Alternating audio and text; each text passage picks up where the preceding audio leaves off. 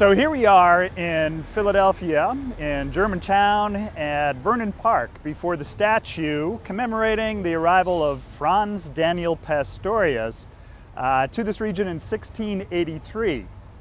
Pastorius was born in 1651 to a wealthy family and studied at some of Germany's and Europe's best universities, University of Strasbourg, University of Altdorf, and other schools, where he eventually received his the equivalent of a JD. He was a lawyer.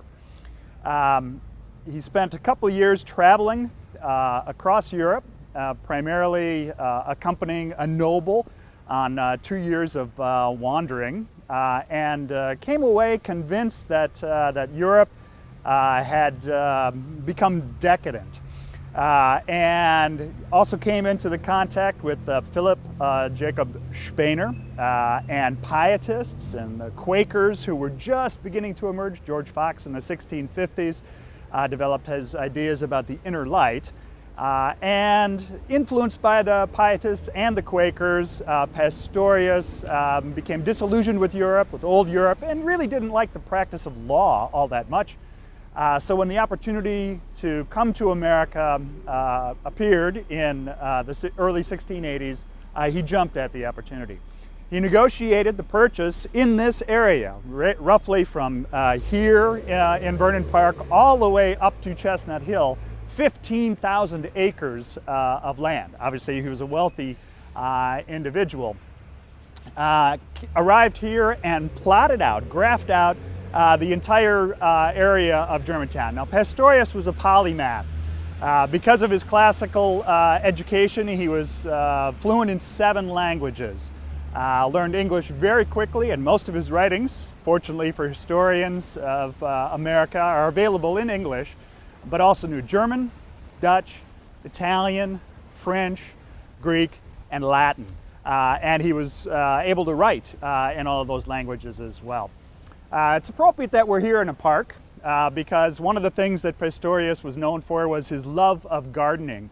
And in fact, he even wrote a book and left behind a book called Garden Recreations that describes his joy in the process of gardening and his delight in nature as well.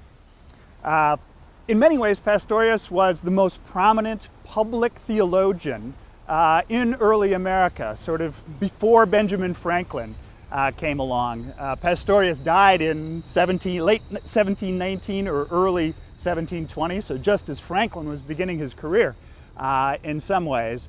And yet, because of his education, because of his legal background, Pastorius was profoundly influential in early Philadelphia, and especially in drawing Germans to this region. One of the other books that Pastorius wrote was a geographical description of Pennsylvania that was widely published and drew lots of Germans to this area. So the reason the seminary is located in Germantown is directly the result of Pastorius's immigration to this region. In addition to his work as a gardener and lawyer, Pastorius was also a physician. Practiced physics, medicine, as it was understood, including such things as leeches and so forth, but he actually left behind the first medical manual published here in this region that drew upon the best of the sources. One of his recommendations for winter, in particular, said, and I quote, "The best physic is a warm coat, a warm fire, and a glass of malt ale." Establishing a legacy of influence on Lutherans down to today. Pastorius' religious heritage is fascinating. Raised by devout Lutheran parents, Melchior and Magdalena. He was their only son. He never renounced his Lutheran heritage or identity and had friendly relations with many of the Lutherans who settled here in this area, including the Pietists who founded the tabernacle on the Wissahickon Creek as well. So, very well-connected figure. But because of his connection with the Pietists, he also became friendly with the Quakers and was very active in the Friends community that of course was the most powerful of the communities, religious communities here in early Philadelphia. Most notably with William Penn, but not only with Penn, but throughout the region, Mennonites, Quakers, and others helped Pastorius settle this region. And yet, Pastorius's Lutheran influence, his classical training, really shaped his theological articulation throughout the course of his life. And there's really some dispute among historians about how to precisely identify his heritage. An early 20th century biography of Pastorius identifies him as a Lutheran and points out that he never renounced his Lutheranism and continued to be shaped and formed by his Lutheran theology throughout his life. I think that's right. A more recent biography stresses more his affiliation with the Quakers. To me, I think it's a moot point. What was important about Pastorius is that he was a public theologian, able to draw on different traditions, and while grounded in Lutheranism, he was also open to working with others as a public theologian, as a physician, as an activist and organizer, as a lawyer. He was one of the first magistrates in this region, listened to disputes about land and other things, and that's one of the things that led him to leave Lutheranism behind a little bit, is that a Lutheran shyster came over here and tried to undermine the contract that he'd worked out with William Penn, which then led Pastorius to work more closely with the Friends community as well. He was the first teacher at Germantown Friends School in this region, was there for 16 years, roughly from 1700 to 1716, when his health began to fail. Pastorius is probably best known, in addition to all of the work he did organizing the land deals and parceling it out, for a document that he penned in 1688. It's the first anti-slavery protest published in the United States, and it was signed not far from here, just a couple blocks down, at the home of one of Pastorius's Quaker friends. It's a profoundly Lutheran document, interestingly, focuses on the Golden Rule and asks the question, would any person want to be treated the way slaves are treated? That is, would anyone want to be purchased, bought, sold, and enslaved for the course of one's life? Directly invokes the teaching of Jesus and of the Gospels and of the prophets before him, articulating the golden rule that we should not do unto another, no matter what their color, their background, their creed, what we would not want done to ourselves. So that was in 1688, well before the Pennsylvania passed a law against slavery. And of course, well before the issue was resolved through the Civil War and the long legislation that followed from it.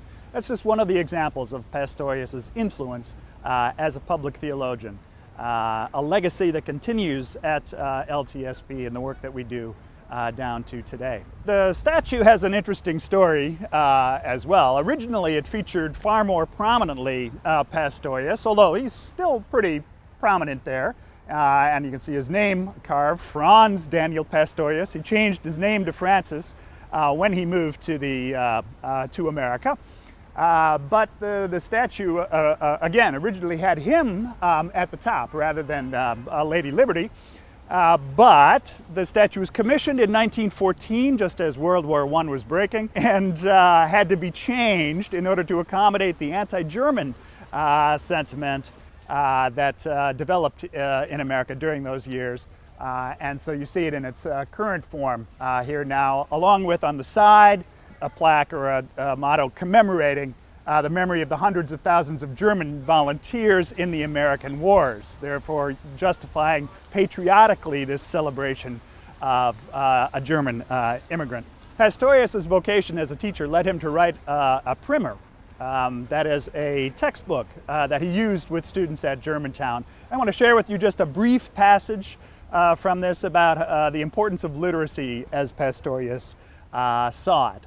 He wrote, "Now, children, you know how to spell and how to read this primer well. Hence, search the books of holy men, and then returning, take thy pen, because it is but worth a mite if ye can read and cannot write. All right, so that emphasis on communicating publicly whatever insights one has theologically, politically, practically was a key part of his work as a public theologian. To conclude, in 1872, John Greenleaf Whittier, one of America's most famous 19th century poets, featured Pastorius in a poem called The Pennsylvania Pilgrim, contrasting the tolerance, the spirit of mutuality and cooperation evident in Germantown and in Pennsylvania to that of the other pilgrims who established the harsher community of Massachusetts Bay and Boston. Here's a fairly lengthy excerpt what Whittier had to say. It encompasses the spirit of Pastorius that lives on at LTSP down to today. No idler, Pastorius. Whoever else might shirk, he set his hand to every honest work, farmer and teacher, court and meeting clerk. Still on the town seal his devices found, grapes, flax, and thread spool on a trefoil ground, with vinum, linum, et textrinum wound. One house sufficed for gospel and for law, where Paul and Grotius scripture text and saw, assured the good and held the rest in awe. Whatever legal maze he wandered through, he kept the Sermon on the Mount in view, and justice always into mercy grew. No whipping post he needed, stocks nor jail, nor ducking stool. The orchard thief grew pale at his rebuke, the vixen ceased to rail. The usurer's grasp released the forfeit land, the slanderer faltered at his witness stand, and all took his counsel for command.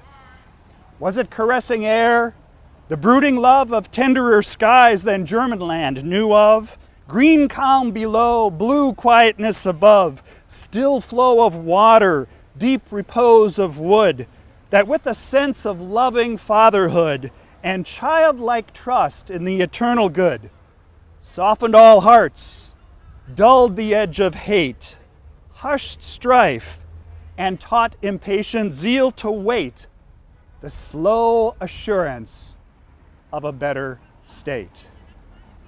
That legacy of peace building, of public theology on behalf of the common good, extends from Francis Daniel Pastorius in the 17th century down to LTSP in the 21st century.